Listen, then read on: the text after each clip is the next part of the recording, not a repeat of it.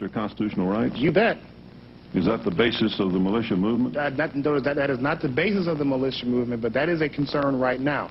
Would you elaborate on that? Sure. One of the things that was mentioned here earlier, I think Senator Specter mentioned it. He said, were the militias a threat to the federal government?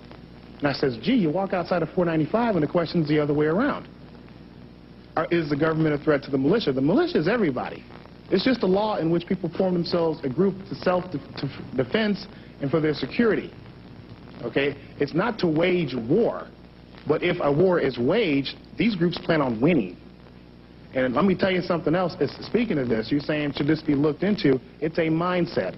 I was at a gun range earlier this year, and they happened to be firing machine guns that they owned lawfully.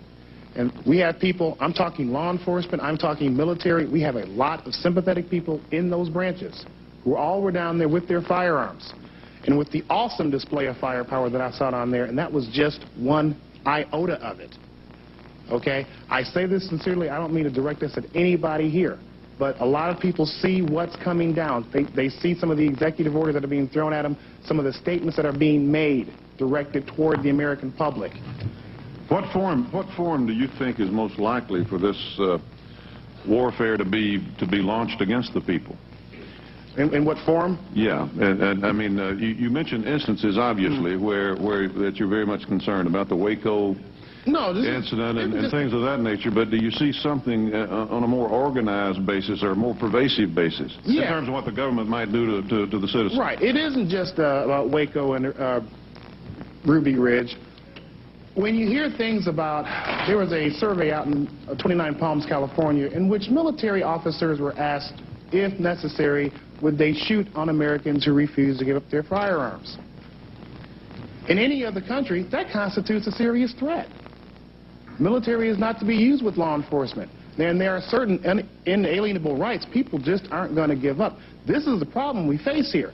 Even if you say, hey, this is a real bad idea, these guys are a bad idea, and we ought to go just stomp their heads in, you got a problem because they're going to shoot back. And I can tell when those other officers were up here, it was a serious concern. Even though, hey, we all want to preserve our constitutional rights, okay? If there's nuts out there, heck, we'll probably find them before you do and turn them over to you. But as far as the mainstream approach of this thing, and when we hear about some of the plans or ideas that they would like to see happen to us, okay, now I have seen them take place. For instance, I'm talking about Brunswick, Ohio. We had one gentleman who got his door knocked on. He said, no, go back and get a warrant. It's under the Constitution. Get a warrant, get probably